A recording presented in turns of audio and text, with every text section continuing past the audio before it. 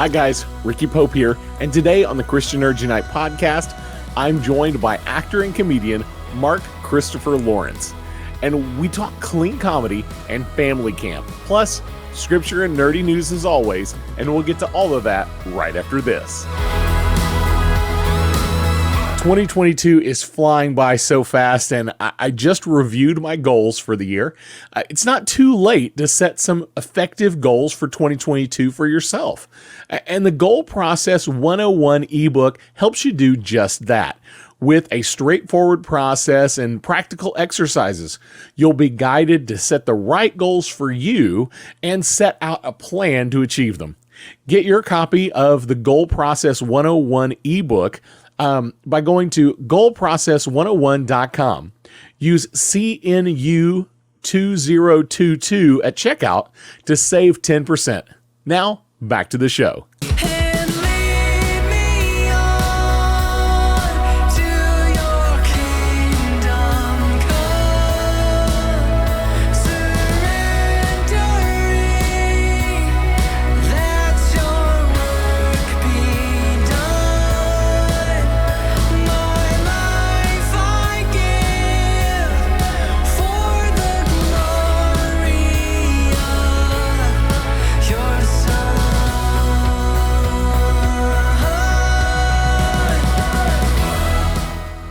Today, I interview actor and comedian Mark Christopher Lawrence. You might know him better as Big Mike from the show Chuck, or his Dry Bar special, or recognize him from the new film Family Camp, produced by the Skit Guys. But before we get to that, let's do some scripture reading and some nerdy news. Let's start with scripture. Ecclesiastes 3, 1 through 8. There is a time for everything, and a season for every activity under the heavens. A time to be born and a time to die, a time to plant and a time to uproot, a time to kill and a time to heal, a time to tear down and a time to build, a time to weep and a time to laugh, a time to mourn and a time to dance, a time to scatter stones and a time to gather them, a time to embrace and a time to refrain from embracing, a time to search and a time to give up, a time to keep and a time to throw away, a time to tear and a time to mend, a time to be silent and a time to speak, a time to love and a time to hate, a time for war and a time for peace. And now some nerdy news.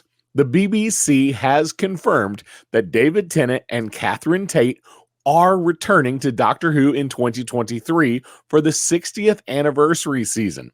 Russell T Davies was kind of vague about where or how this will all fit into the big ball of wibbly wobbly timey-wimey stuff. I can't wait to see the 10th Doctor and Donna return to the small screen. If you're old like me, then you might recall one of the first mockumentaries ever. This is Spinal Tap, a fake documentary about England's loudest band, Spinal Tap, starring the likes of Michael McKean and Rob Reiner, of all people. Well, get ready to turn your guitar amp up to 11 because there is going to be a sequel. Currently being called Spinal Tap 2 by many, the film is expected to be released in 2024, just in time for the film's 40th anniversary. The new family-friendly Christian film, Family Camp, produced by the Skit Guys, had a great opening weekend for a small independent film, with almost $1.4 million, even though only opening in 854 theaters nationwide, and an 86% rating on Rotten Tomatoes by audience members, coming in second place for new releases this weekend and ninth overall, up against blockbusters that are still in more than 3,000 theaters. Great job, guys. Can't wait to see what you do next. Speaking of the new film Family Camp, I hope you take time to go see it if it's playing in a theater near you. And our guest this week plays Pastor Dave in the film. Now let's get right to the interview with Mark Christopher Lawrence. Mark Christopher Lawrence, it is so great to have you on the Christian Nerds Unite podcast. My pleasure for being here. Thank you for having me. I'm excited to get to know you just a little bit today. Can you give me for those of us for those in our audience that might not be real familiar with you, can you kind of give us a little bit about who Mark is and how they might recognize you? That's a question I get all the time in daily life. People go, "What do I know you from?" And and I always tell them, "I don't know what you watch, but I've been around for about 36 years." My first TV job was Hill Street Blues. I did a guest star on there, and then my first film was a year later, um, Caddyshack 2, and then my first blockbuster was Terminator 2, and things snowballed from there.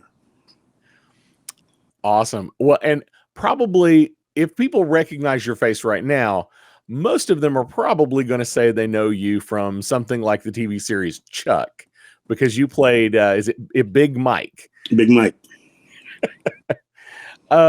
So what was it like working on a long-term television series like that? Because you're in, are you in every episode or most episodes of Most Chuck? of them. I think I did every episode the first season, and I wasn't a series regular then. I was they were basically hiring me every week as a guest star, and then they made a deal to make me a series regular for second season on, and so I think I did most episodes, maybe 80 or 90. I'm not sure. Yeah, I was looking at IMDb and it said like 87, and I wasn't sure how Yeah, many episodes Chuck had, but I was thinking it can't have had many more than that. So yeah. I think once they you, I think they were shooting to get 100, which didn't make sense since they didn't go to syndication. They went to Netflix and yeah, devalued them, while we were on the air. So it just didn't make sense. interesting stuff that that studios decide to do. Yeah. But you've been doing a lot of other new things lately, and the thing that's coming out really quickly is going to be Family Camp, and that's supposed to be hitting theaters May 13th. So Yes. just a couple of weeks from this recording, and it may have actually happened by the time I release this this interview. I'm not sure. But tell us a little bit about Family Camp. What is that about? What did you do on Family Camp? Family Camp is exactly that. It's a piece about a family camp. I play a pastor of a church, and family camp is the highlight of the year for me and my family. I'm Pastor Dave. Um, the Skit Guys are the centerpiece for this movie, and I mean, anybody that knows the Skit Guys, know that they are hilarious, and they don't miss a beat in this movie.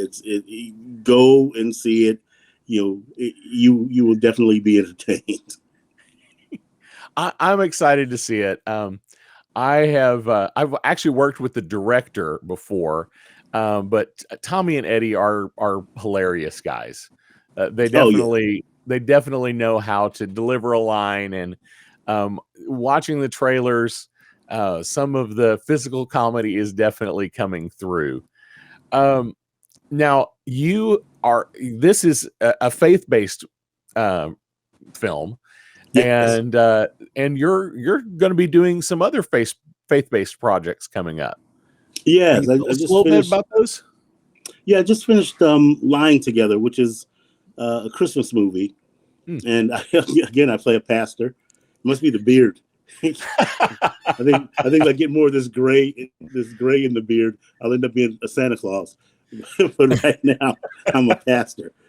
Um, so my daughter is coming home to go to her best friend's wedding, and she tells a lie to her father because her father always tries to fix her up with somebody, because he Hmm. wants her to have a reputable young man in her life. And she just didn't want it this time. So she and her best friend say that they're together. and they come home for the wedding, and they actually get together, and it's a fun thing, and then there's a twist. Oh, nice.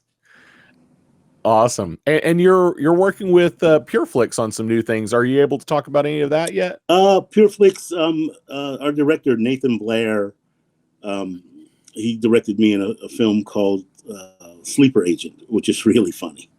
And during the quarantine period, he and his family did this series of vignettes of sort of post-rapture activity. It's like, what happens when you wake up and you've been left behind. And so just his daughter was like director on it, and a DP or something, and it was I guess an idea that he had in his head, and they shot all these little vignettes, and somehow PureFlix saw it and wanted to do something, and so it's turned into a 6-episode series. Awesome. Yeah. You're getting around all over the place, but now you tell me that your day job is comedy. Yeah, I've always said, once I started acting, I always looked at comedy as a way to help me pay my bills when I wasn't acting. Because I tend to flow from film and TV to stage and voiceover, and stand up, has always been there, because I started doing that in the 11th grade. Wow. And so I look at it as my day job. I went and did a show last night, and had a lot of fun, and I pay some bills today. So what was it like doing stand up in 11th grade?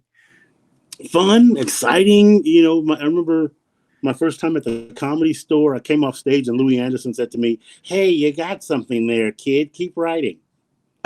And Robin Harris. I remember I was supposed to be on at they have a thing called potluck, so you go and sign up for open mic, basically. And Robin Williams came in 2 people ahead of me and just did a ton of time. I was supposed to be on at 10. I didn't get on until midnight. It was only comics left in the room by the time I got on. But I still had a great time. And, here I am 40 years later, still doing it. That's awesome. And talk to me a little bit. Now, you're a believer. Yes.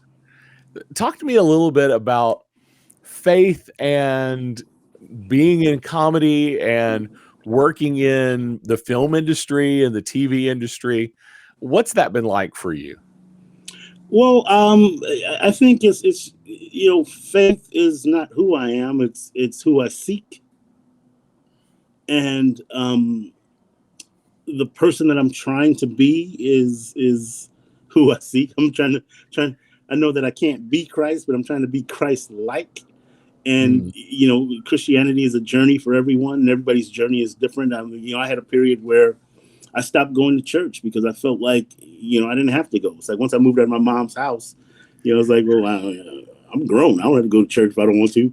And then years later, I felt like something was missing from my life, and it was faith. And when I look back on my life, I look at all the situations, all the driving as an opener to every gig, renting a car and putting 8,000 miles on it, and driving down the freeway at 3 a.m. or the highway and trying to figure out, did I actually see those last 3 exits, or did I sleep through them? and just lucky to be alive. And I think about it, it's like God just kept me through all that. And at this point in my life, at 50, almost 58 years old, I got to believe something, and naturally my roots are in Christianity, and I believe it, and I'm not trying to be left behind. and as an actor, I just go to work and do what I do. I worked on Touch by an Angel, and Della Reese and I had a conversation about Harlem Nights, because I just watched it for like the 20th time. It's so funny. She was so funny in it. And I said to her, I just watched Harlem Nights last night. I said, you were so funny. She says, oh, they had me cussing like a sailor. And she was a minister. And I said, does that Did you get like any pushback from that? Because she had a church, and Mhm. she says, honey, you're asking me that because you want to know if you should turn down jobs. And I said, Mm. partly yes. And she said, look, God won't open doors for you that He doesn't want you to go through. He Hmm. said, you never know why you get a job. You might need to go somewhere and be on a set somewhere so that somebody can see you and see His love and light and grace shining through you so that He can reach that person. So take your job, and anybody that doesn't understand that the character that you're portraying that's cussing like a sailor is not you, that's their problem, not yours. Mm. And it just made so much sense to me. And over the years, I think I've only turned down two jobs, and they both dealt with they were both commercials, and they dealt with cigarettes. They wanted me to sell cigarettes, and as a rapper, because of a movie Fear of a Black Hat, I played a rapper in. Mm. And at the time, my thinking was, they are selling cigarettes to kids. I mean, who else? Grown folks aren't listening to rap back then. You know what I mean? And so I turned those jobs down. Um, but I just go to work and do my work, and like if I'm in a play, if a play has language in it, it's not like I'm gonna be able to change that language. So, and because of my theater background, I try to make the written words work the way the writer wrote them. Mm. Before I try to abandon them. And Della's take on it made a lot of sense to me. Awesome. Well, how has it been transitioning from you've done a lot of more secular shows. Mm-hmm. Now we're starting to see kind of a bit of a blossoming of Christian, Christian series and Christian films being made. Um, how has that transition been for you in career wise, and just from what you've seen in the industry? What's that been like? Slow. It's I went on the 700 Clubs several years ago, many years ago, and the makeup artist was friends with David A.R. White. She had worked with him, and one day on Twitter, she said to me, she says, "Hey, do you know David A.R. White?" I said, "No." She goes, "You should know him because I post everything." My daily verse that I read every day, I post on social media. I used to only post it on Twitter, and then when the pandemic happened, I had no gigs to post. I started posting it everywhere, and then I kept doing it because people every day are in my inbox saying, "Thank you for posting that. I really need to hear that today." And so she made an introduction to David for me, and then shortly after that, he contacted me to find out who my agents were, and offered me a job. And that was like my second faith-based project. I did one years and years and years ago. I don't even remember the name of it. I played a fireman, but and then after that, it just became relationships with people. Leland Clausen wanted me to do Sleeper Agent with him, and from that, I'm doing Fragment because of Sleeper Agent. So things are just sort of opening up, one thing leading to another. So I'm still doing both sides, but I think the big change is that faith-based material is getting much better. How do you mean? I think before, recently and before, I think the technology is making it better because you don't have the film processing costs that Mm. used to be involved with making a film. Yeah. And because of that, filmmakers are able to do better quality work in their budget. Mm. And I think that's the difference now. And you have the bigger companies that are now seeing the market in a way that they didn't look at it before. That Mm.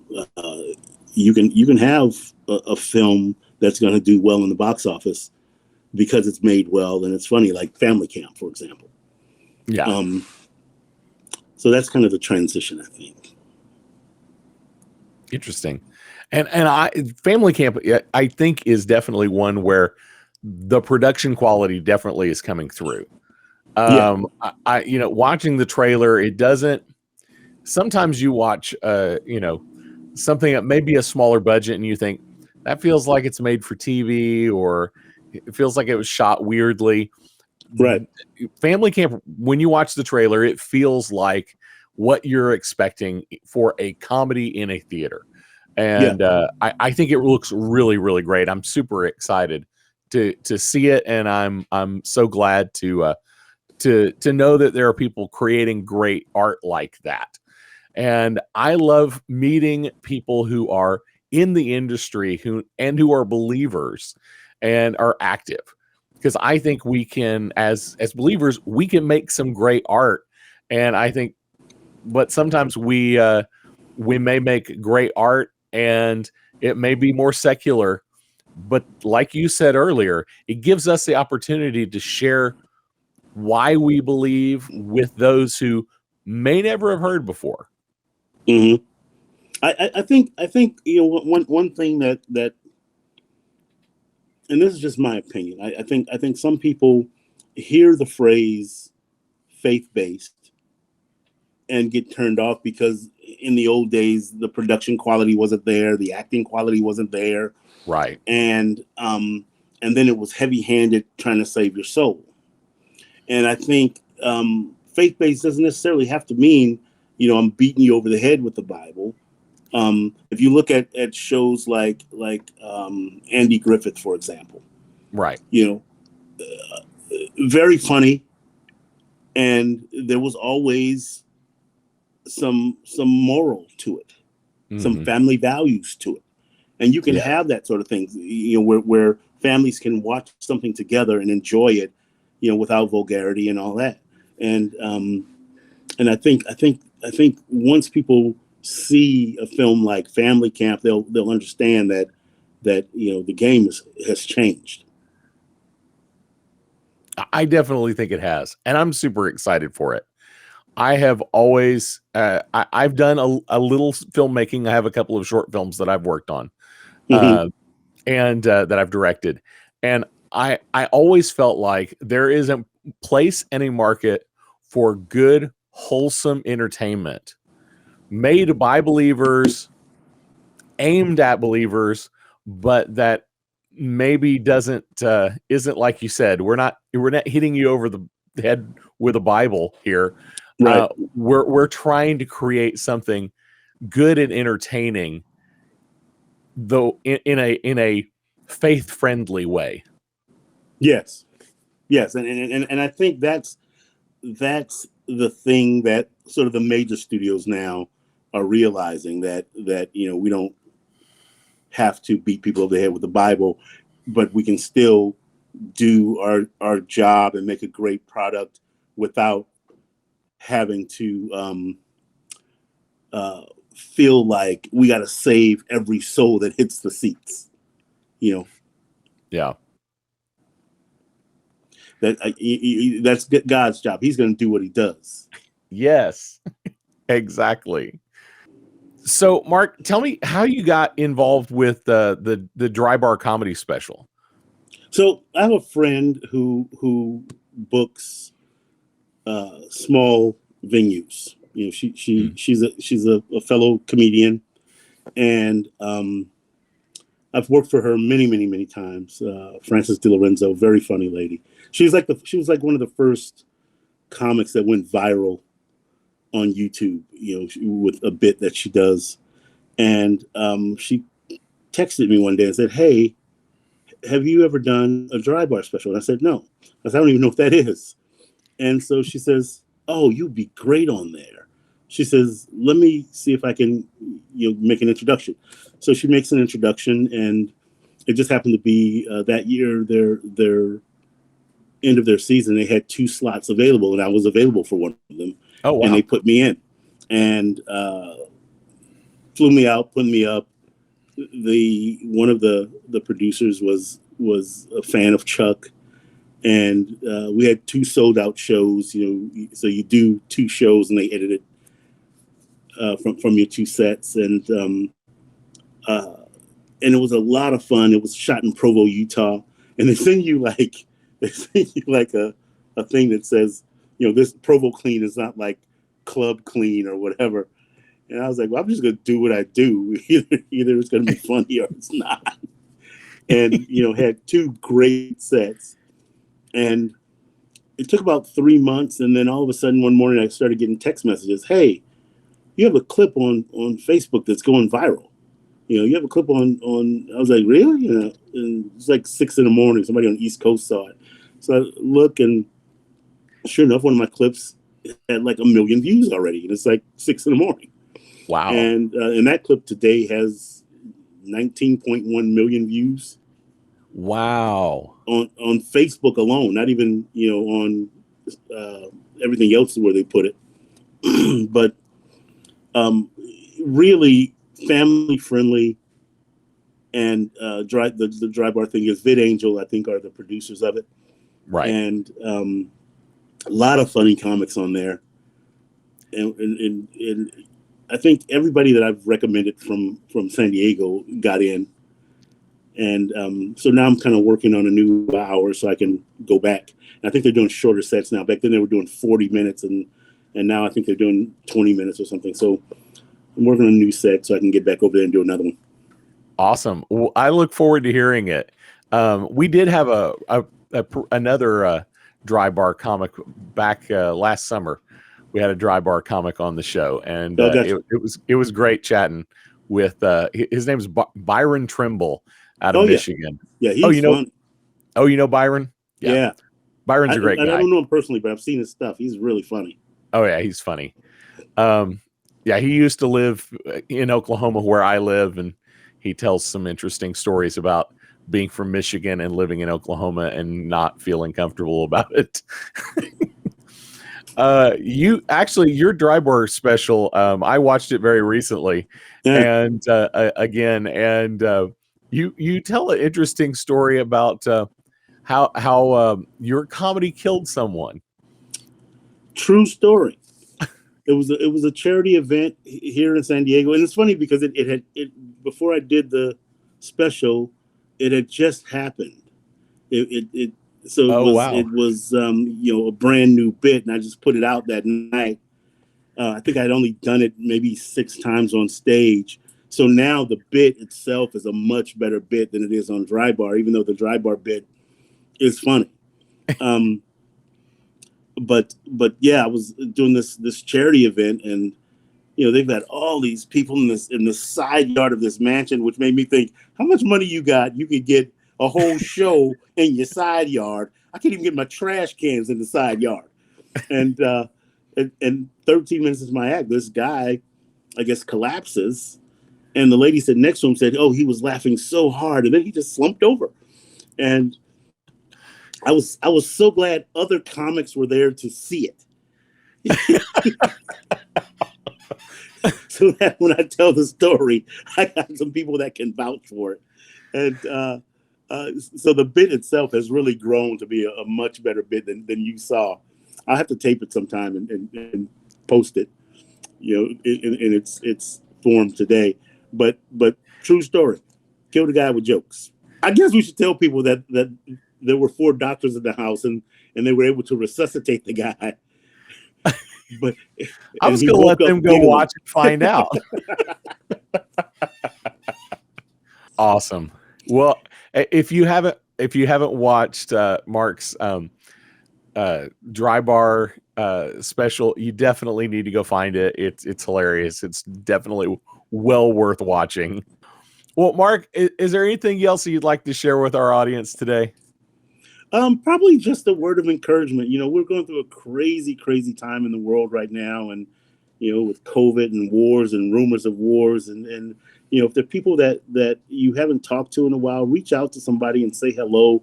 Love on each other, stay happy and healthy and safe.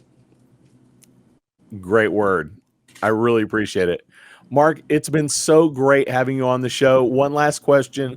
If people want to follow you, where can they find you? Go to my website, markchristopherlawrence.com. Scroll down to the bottom. All of my social media buttons are there. Awesome. Definitely go follow Mark. It's well worth a follow there. And I do talk appreciate to people. You know, you. when people inbox me on Instagram, chances are I will say hello and maybe answer a question or two. Awesome. Well, it's been great having you on the show. I really appreciate it. Thank you, Rick. Appreciate you. It was great getting to know Mark Christopher Lawrence, and I do hope you will go check out Family Camp. I'll also put some links down in the show notes for you. Check those out as well. Well, that's all I have for you today. Don't forget to like, subscribe, follow, just click all those links, whatever they are down there. That way you can keep up with us. And every time we put out new content, you'll know about it. And you can find all of our social links, our links to our YouTube channel, and to our online store at ChristianNerdsUnite.com. And while you're there, click on the support tab. We would love to have you as a Patreon. Before you go, I do want to leave you with this blessing from Philippians 1. And this is my prayer, that your love may abound more and more in knowledge and depth of insight, so that you may be able to discern what is best and may be pure and blameless for the day of Christ, filled with the fruit of righteousness that comes through Jesus Christ, to the glory and praise of God. We'll see you next week. Blessings.